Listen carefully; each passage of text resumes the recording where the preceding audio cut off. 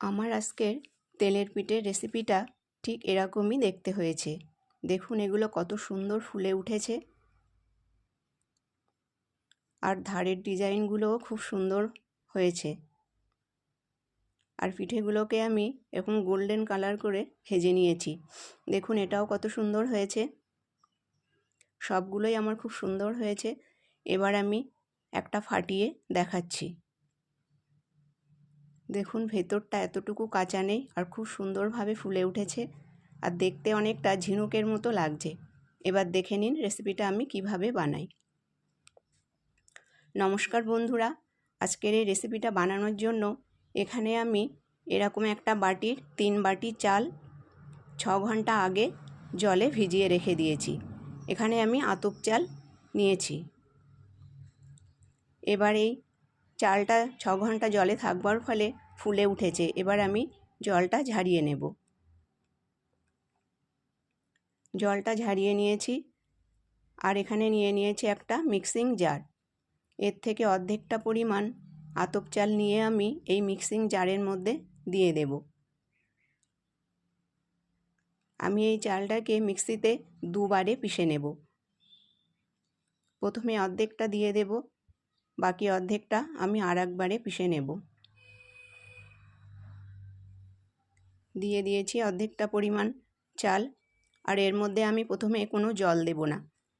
আর এখানে নিয়ে নিয়েছি একই বাটির 1 বাটি চিনি। এর মধ্যে আমি অর্ধেকটা চিনি দিচ্ছি, বাকি অর্ধেকটা আমি পরে দেব। এর মধ্যে প্রথমে আমি কোনো জল দেব না। এই চালেই যে জল আছে এভাবেই মিক্সিতে আমি বসিয়ে দিয়েছি। এবার এটাকে প্রথমে হালকা ব্লেন্ড করে নেব। এভাবে পিঠে বানালে কিন্তু খুব সুন্দর হয়, চাল গুঁড়ো করবারও কোনো ঝামেলা থাকে না। এবার আমি মিক্সিটা বন্ধ করে দিলাম, দিয়ে একটু দেখে নেব। দেখুন আমার হাফ পেশা হয়েছে। এবার আমি এর মধ্যে দিয়ে দেব সামান্য একটু জল, 2 টেবিল চামচ মতন জল, কিংবা এর মধ্যে দুধও দিতে পারেন, লিকুইড দুধ। সামান্য একটু জল দিয়েছি, 2 টেবিল চামচেরও কম। এবার সাইডে যে চালটা লেগে গেছে দানা দানা, এটাকে এভাবে দিয়ে আমি এবার খুব ভালোভাবে এটাকে পিষে নেব। এটাকে কিছু সময় ধরে পিষে নিতে হবে, যত সময় না চালটা একেবারেই মিহি হয়ে আসে। আবারও আমি দেখে নেব এটা কীরকম হয়েছে। একটা চামচ দিয়ে আমি দেখে নিচ্ছি। দেখুন ব্যাটারটা এরকম হয়েছে। এবার আমি এর মধ্যে দিয়ে দেব গুড়। আমি চিনি আর গুড় 2 রকম দিয়ে আমি এই পিঠেটা বানাবো। এখানে নিয়ে নিয়েছে একটা পাটালি, আর পাটালিটা ভাঙবার জন্য একটা প্লাস্টিকে মুড়িয়ে আমি একটা নোড়া নিয়েছি। এবার নোড়া দিয়ে পিটিয়ে আমি এটাকে গুঁড়ো করে নেব। এই পাটালিটাকে নিয়ে এর থেকে ওই একই বাটির 1 বাটি গুড় আমি এই ব্যাটারের মধ্যে দিয়ে দেব। এবার আমি এর থেকে গুড় নিয়ে আমি এর মধ্যে একটু ভেঙে দিয়ে দিচ্ছি। আমি এখানে 1 বাটি চিনি আর 1 বাটি গুড় ব্যবহার করছি 3 বাটি চালের জন্য। মিষ্টিটা আপনারা নিজেদের পছন্দ মতন কম বেশি করতে পারেন, কিন্তু এটা করলে ঠিকই হবে। দিয়ে দিলাম গুড়। এবার আমি এটাকে ভালোভাবে ব্লেন্ড করে নেব। এবার দেখে নিচ্ছি, একটা চামচ দিয়ে দেখে নেব আমি এটাকে একটু নেড়ে। গুড় দেওয়ার ফলে একটা হালকা রঙও এসেছে। দেখুন এই ব্যাটারটা আমার হয়ে গেছে।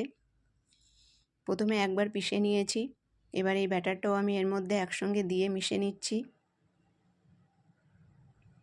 দিয়ে দিলাম 2 বারে পিষে নেওয়া ব্যাটার।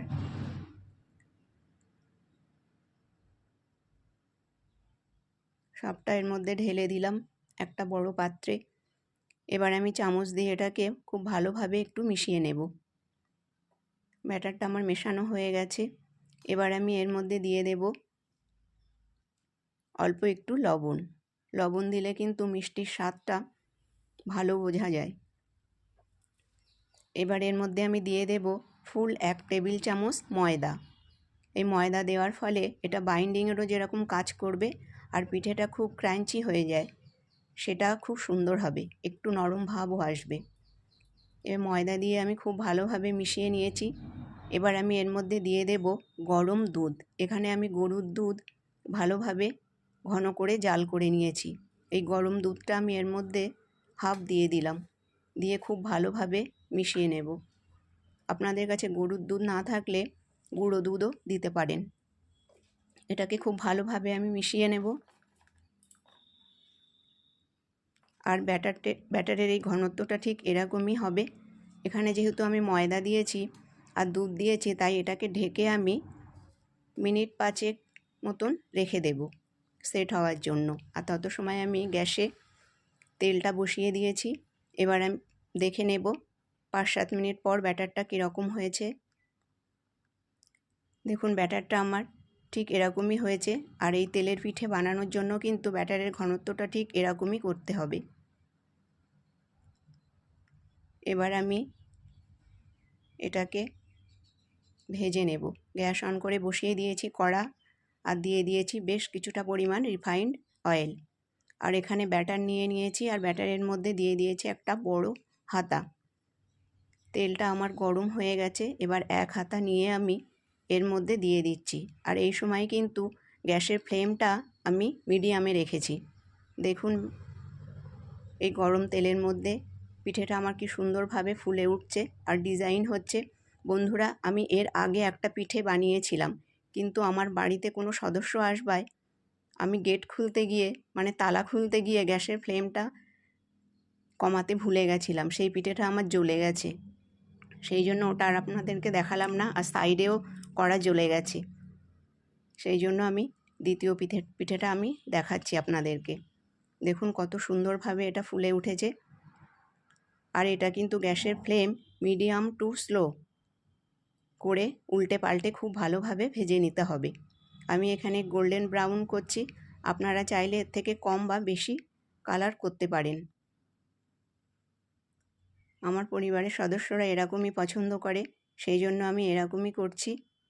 দেখুন পিঠেটা আমার কত সুন্দর হয়েছে, আর সাইডের ডিজাইনটাও কত সুন্দর হয়েছে।